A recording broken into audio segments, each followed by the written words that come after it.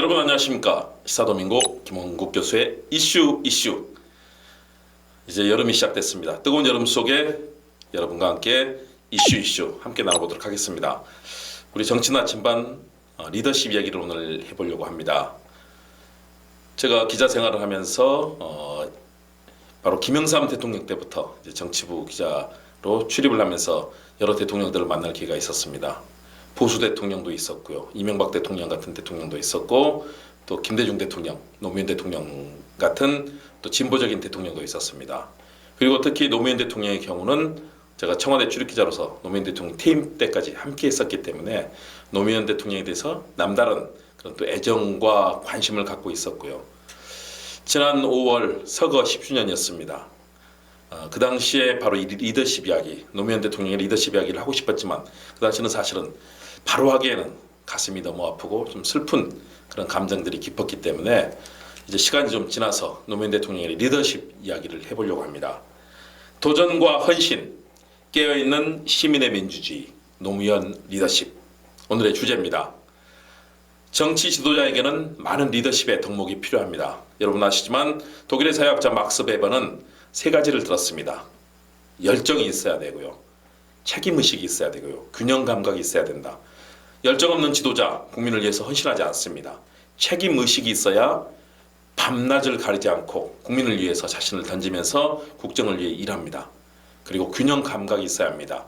자기가 속한 파나 정파나 또는 정당의 얘기만 들어서는 안 됩니다. 내가 속하지 않은 다른 정당의 지도자들의 얘기도 들어야 되고요. 다른 색깔의 다른 생각을 하는 국민들의 얘기도 들으면서 국정을 이끌어 나갈 때 좋은 지도자가 되는 것이죠. 바로 막스 베버가 얘기했던 겁니다. 또 마키아벨리는 그런 얘기를 합니다. 비르투라는 개념을 얘기합니다. 종교적, 윤리적인 규범, 감정 이런 것에 사로잡혀서는 안 된다. 주변 세력의 반대를 물리칠 수 있을 정도로 냉정하게 전체를 판단할 수 있는 그런 균형 감각, 비르투라는 얘기를 합니다. 바로 이렇게 많은 리더십 학자들이나 또 전문가들이 얘기하는 리더의 힘, 바로 헌신하고 열정적이고 단호하고 카리스마가 있어야 되고 또 현대 들어서는 소통하는 그런 열정들이 있어야 됩니다. 그런 측면에서 많은 지도자들이 정말 훌륭한 지도자의 역할도 있고 또 어떤 지도자는 버려야 될 과거 지향적인 잘못된 가치관과 또 잘못된 리더십으로 국가를 이끌기도 했습니다. 특히 국민을 감시하고 정보기관을 동원해서 탄압했던 이명박 박근혜 정부, 이런 지도자들은 다시는 나와서는 안 될 정말 나쁜 지도자라고 할 수 있겠죠. 물론 그들도 장점이 있었습니다. 그럼에도 불구하고 국민을 탄압하고 언론과 사상의 자유를 억누르고 또 많은 국민들을 자신의 가치, 삶에서 영역에서 일할 수 없도록 만들었던 그런 잘못된 행태들, 이런 부분은 지도자로서는 잘못된 것이죠. 그런 측면에서 자신을 헌신하고 열정을 다했던 노무현 대통령의 얘기를 해보려고 합니다. 물론 노무현 대통령도 다 잘하지는 않았습니다. 국정에 있어서 부족한 부분도 있었습니다. 그러나 그가 평생에 걸쳐서 추구했던 그런 가치들에 대해서는 정말 고민하고 생각할 필요가 있다라는 측면에서 오늘의 주제는 노무현 리더십입니다. 그 시작과 함께 드리고 싶은 사자성어, 위정재인입니다. 할위, 정사정, 있을제 사람인, 정치를 행하는 것은 사람에게 달려있다. 사람을 잘 쓰는 용인술, 사람을 배려하는 인간에 대한 휴머니즘, 민본주의, 맹자가 얘기했던 왕도 정치의 근본 민본주의, 이런 것들이 바로 위정재인의 가치를 얘기합니다. 인재를 잘 쓰면서 스스로도 좋은 인재가 되도록 가다듬는 것, 이것이 지도자의 할 일인 것이죠. 노무현 대통령은 평생에 걸쳐서 그런 가치를 실현하기 위해서 노력했던 것으로 저는 관찰했고 또 그렇게 판단하고 있었습니다. 1946년생입니다. 경남 김해에서 태어났습니다. 노무현 대통령은 평생을 인권 변호사로서 또 노동운동가로서 또 진보 정치인으로서 활동을 했습니다. 그리고 마침내 대통령에 당선이 됐습니다.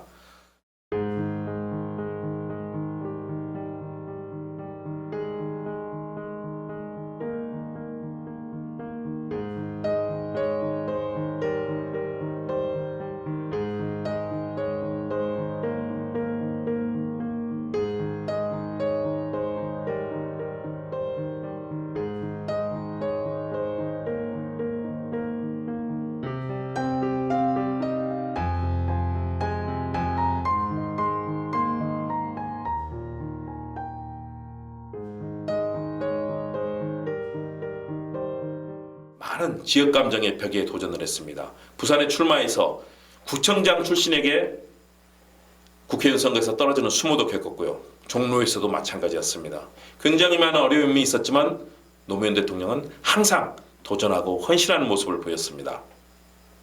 작은 일에도 절대 원칙을 굽히지 않았고, 그래서 3당 합당이라는 변절의 길, 자기가 함께 있고 따르던 부산 출신의 정치가 김영삼 전 대통령이 3당 합당이라는 야합과 변절의 길을 갈 때 다른 사람들은 권력을 쫓아서 따라갔습니다. 그러나 당시에 정치인 노무현은 이를 단호하게 거절하고 나는 그 길을 갈 수 없다면서 꼬마 민주당을 만들고 스스로 정치적인 독립의 길에 나섭니다.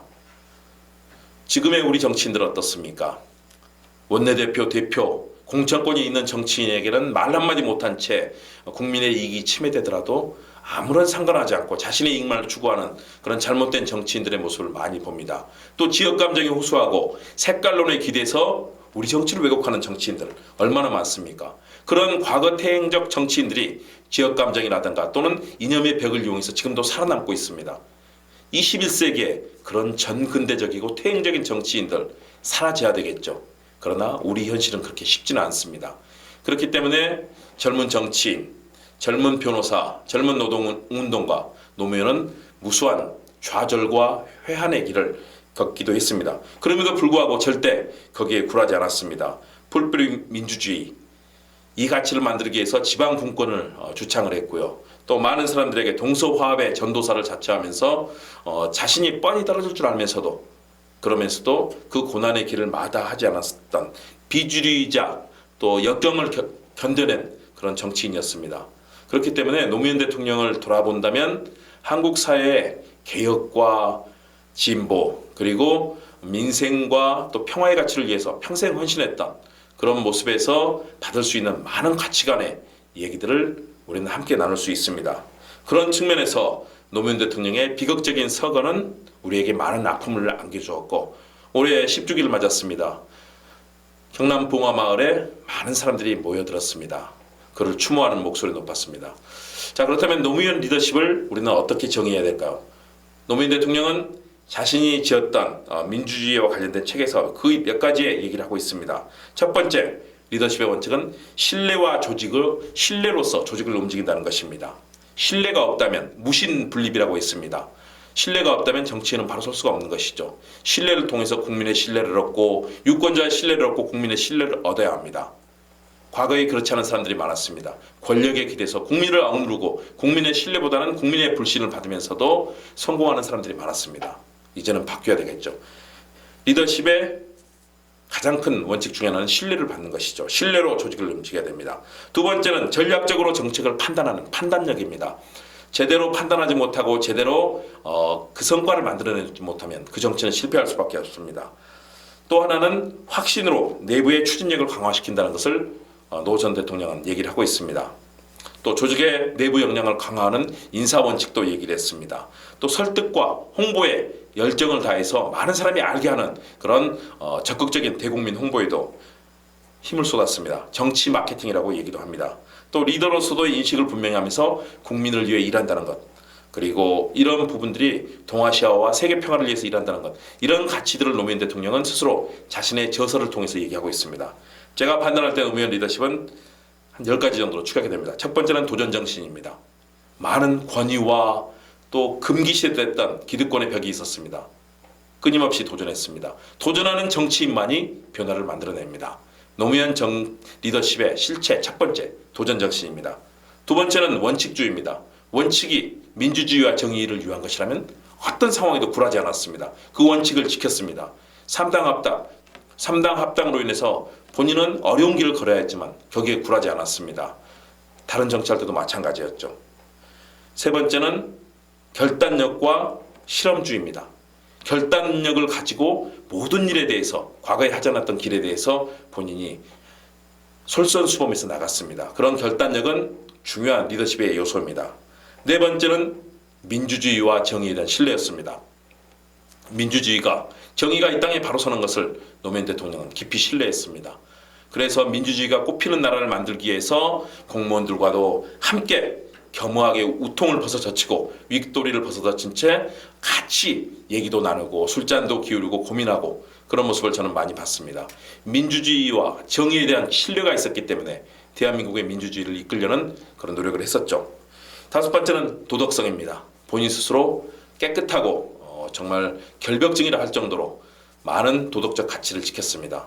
그렇기 때문에 스스로 여러 가지 이명박 정부의 탄압이 다가오자 몸을 던지는 그런 비극적 상황도 만들어냈습니다.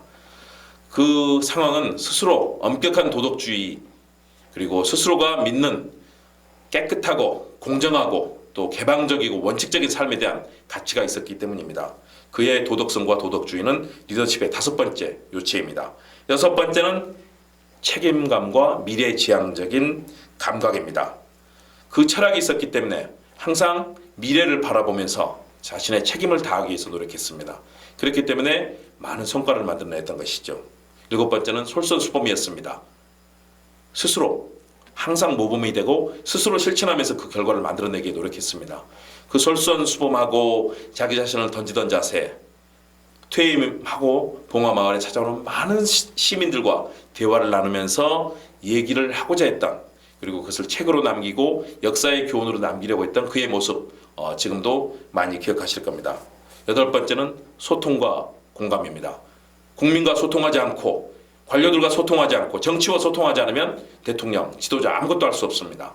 국민과 소통하려고 했던 그런 노력들, 노무현 대통령은 이것을 정치 마케팅이라고 불렀습니다. 소통하고 공감하면서 국민들의 동의를 얻어내는 것, 이것이 성공하는 정치를 만들기 위한 굉장히 중요한 요체입니다. 아홉 번째는 배려와 나눔입니다. 지방 분권을 위해서 노력했습니다. 소외되고 뒤떨어진 그런 지역의 발전을 위해서 노력했습니다. 그래서 지방자치에 대해서는 정말로 본인이 큰 애착을 가지고 있었기 때문에 어려운 정치인 시절에 지방자치연구소를 만들어서 지방자치를 활성화시키기 위한 노력을 기울였습니다. 대통령이 됐어도 지방 분권을 위해서 수많은 노력을 기울였습니다. 행정수도라든가 지방의 그런 가치를 위해서 노력을 했었고요. 열 번째는 희생정신입니다. 본인이 손해를 보더라도 대한민국의 국민들이 행복하다면 기꺼이 그 길을 가겠다는 생각을 했던 것이 노무현 정신입니다. 이런 10가지 요소들, 다시 말해서 도전정신, 원칙주의, 결단력, 민주주의와 정의에 대한 신뢰, 그리고 도덕성, 책임감, 솔선수범, 소통과 공감, 또 지방분권이라는 배려와 나눔, 또 희생, 이런 마음이 없었다면 대한민국은 지금의 행복한 나라가 될 수 없었을 겁니다. 물론 노무현 대통령도 많은 실수가 있었습니다. 행정부를 통하는 데 있어서, 관료들을 다루는 데 있어서, 법을 다루는 데 있어서 상당히 단호하지 못했던 측면도 있었습니다. 제도와 법을 만드는 데 있어서도 성공적이지 못했습니다. 남북대화를 임기 말에 하는 바람에 좀 더 임기 초반이라든가 중반에 했다면 그렇게 무참하게 남북 간의 관계가 단절되지 않았을 겁니다. 그런 외교적인 어려움도 있었고요. 또 리더십을 발휘하는 과정 중에서도 스스로가 비주류이기 때문에 주류와 기득권과 대화와 협상을 통해서 성과를 만들어내기보다는 이들에 대해서 굉장히 배타적인 모습도 보이기는 했습니다. 그런 여러 가지 단점들이 있었지만 그러나 많은 열정과 헌신, 도전정신으로 노무현 리더십은 대한민국의 새로운 정치를 만들어냈습니다. 그 가치는 누구도 폄하할 수 없는 대한민국의 새롭고 또 아름다운 나라를 만들기 위한 원동력이었고 기폭제였습니다. 김대중 대통령이 민주주의와 정의를 위한 첫 길을 열었다면 두 번째로 그 길을 닫고 꽃피우기 위해서 노력했던 것이 바로 노무현 대통령입니다. 그 리더십의 요체들, 바로 처음에 말씀드린 위정재인의 가치 아래에 이루어졌습니다. 정치를 행하는 것, 사람에게 달려있고 사람을 위해 봉사하고 국민을 위해 일하는 것, 이것이 바로 정치의 가장 중요한 요소입니다. 노무현 대통령은 그냥 영웅이나 신은 아닙니다. 실수도 있었습니다. 또 단점도 있었습니다. 그러나 본인을 희생해서 수많은 그런 정치적 가치와 사회적 깨달음, 그리고 우리 경제 발전에서 많은 노력을 기울였고 실제 많은 성과가 있었습니다. 그러나 정권 교체 그리고 비극적인 서거 이후에 또 9년간에 걸친 국정농단, 이것 때문에 대한민국이 많은 후퇴하는 그런 양상도 보였고 어려움도 있었습니다. 이제 우리가 함께 다시 한번 김대중 정신, 노무현 정신, 이 가치를 생각할 때입니다.